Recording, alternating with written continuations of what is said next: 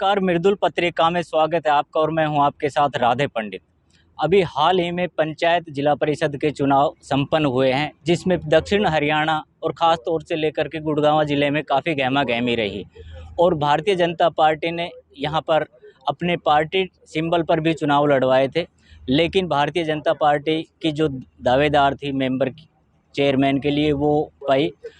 और आने वाले समय में भी अभी नगर निगम के चुनाव आने हैं, इसको लेकर के क्या रणनीति होगी। हमारे साथ विधायक सतप्रकाश जरावता जी हैं, उनसे एक बार बात करते हैं। सतप्रकाश जी, अभी पार्टी ने जो निर्णय लिया था उसके बाद अभी आने वाले जो चुनाव हैं वो जिला, देखिए, पार्टी ने जो ये निर्णय जिला इकाई पर छोड़ा था और जिला इकाई की बैठक में मेरी तरफ से मेरा पुरजोर प्रयास था कि सिंबल पे हो, और इसका परिणाम ये हुआ कि 10 में से 4 सीट आज हम सिंबल पर है।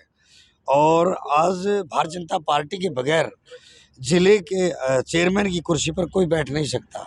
आज हम ठीक है, हमने एक कैंडिडेट, हमारी जो प्रत्याशी थी या जिसको कहें एक पार्षद, जो वार्ड नंबर 9 से, वो रह गई कुछ वोटों से, टिकट लेट होने के कारण या कुछ आपसी कमी के कारण कहीं वो रह भी गई।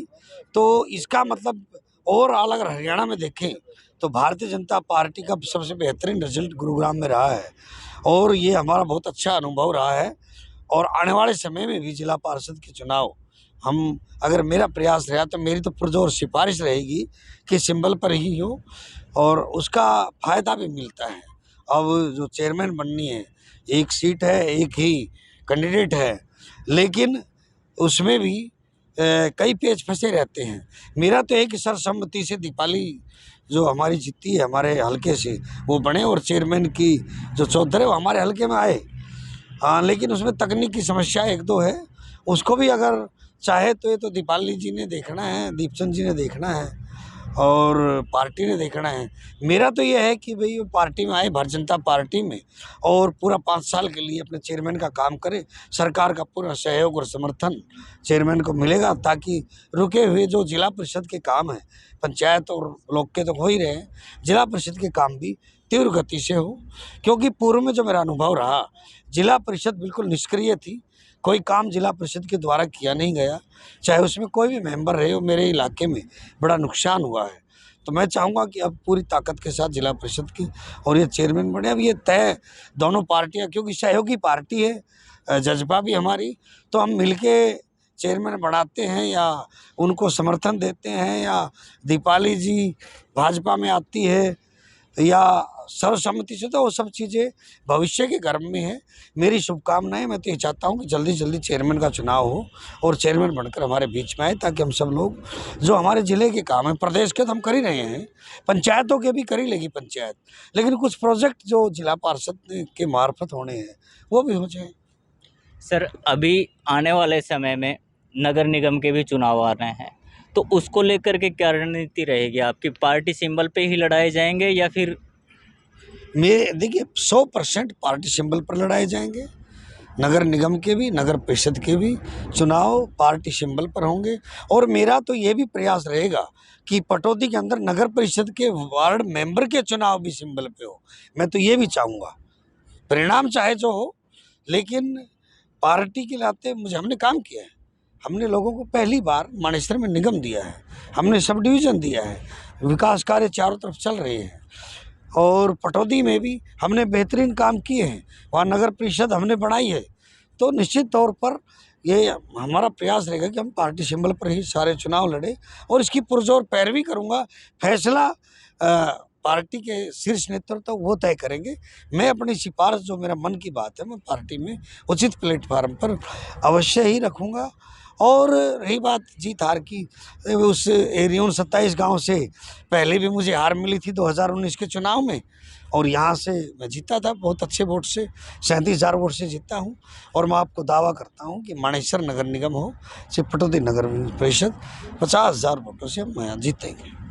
अच्छा सर, ज़्यादातर एरिया जो है ये मानेसर नगर निगम का, ये आपकी विधानसभा में तो 1-2 ही गांव आते होंगे, बाकी सारा एरिया जो है वो दूसरे क्षेत्र में आता है, तो उसको लेकर के दोनों में है, क्योंकि पार्टी सबको तय करती है कि किसको क्या दिया जाए, कि उसकी कोई पैरवी, हम जीतने वाले उम्मीदवार हैं। देखिए हर हर जगह कई बार राजनीति में, और हमारी पार्टी का तो लक्ष्य है कि अंत्योदय मिशन, समाज के अंतिम पायदान के व्यक्ति को आगे लाना। और उस कड़ी में हमने पटौदी में एक वाल्मीकि समाज की हमारी बहुत ही गरीब महिला को हमने आगे किया, हमारी बेटी को, हमारी बहन को, मधु वाल्मीकि को। वो ठीक है, समय कम होने के कारण हमें सफलता नहीं मिली, या पार्टी में अंदरूनी कई बार बड़े नेतृत्व कुछ इधर उधर की बात करते हैं तो उससे नुकसान हो जाता है। लेकिन मेरा ये मानना है कि कांग्रेस और आम आदमी पार्टी वह 1000 का आंकड़ा भी पार नहीं कर पाई, ये आपने देखा भी है। और आपको मैं इतना ही बताता हूँ कि मानेसर का दोनों विधानसभा है, बादशाहपुर भी और गुरुग्राम भी, तो ये निर्णय उन्हें करना है। और जहाँ तक है आपके डेवलपमेंट की बात, तो 3 साल हो चुके हैं और 2 साल अभी बाकी है। मैं बड़ा स्पष्टवादी हूँ, 3 साल में 2 साल कोरोना में हमने लोगों की सेवा की, चाहे वैक्सीनेशन हो, चाहे खाने का हो, चाहे उनको और दूसरी सुविधाएं हों। 1 साल मैंने काम किया और 1 साल का परिणाम पटौदी के डेवलपमेंट में, चाहे शिक्षा का क्षेत्र हो, पानी का क्षेत्र हो, रोड के क्षेत्र हो, हर चीज़ में हमने काम किया है।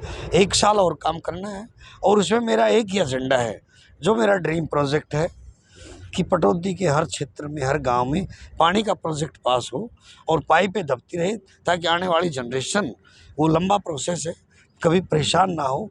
इस कड़ी में मैं काम कर रहा हूँ। 600 प्रोजेक्ट ग्राम दर्शन पोर्टल के माध्यम से मैं हरियाणा सरकार को रिकमेंड करके भेज चुका हूँ और 100 पोर्टल अभी 10 दिन में ही भेजे हैं। और करीब 150 करोड़ रुपए माननीय मुख्यमंत्री जी से मानेसर में मैंने सभी ग्राम पंचायतों के लिए मांगे भी हैं। ये थे हमारे साथ पटौदी से विधायक सत्यप्रकाश जरावता जी, जिन्होंने बेबाक राय रखी और बताया आगे का प्रोजेक्ट। मैं रफ़ीक खान के साथ राधे पंडित, मृदुल पत्रिका।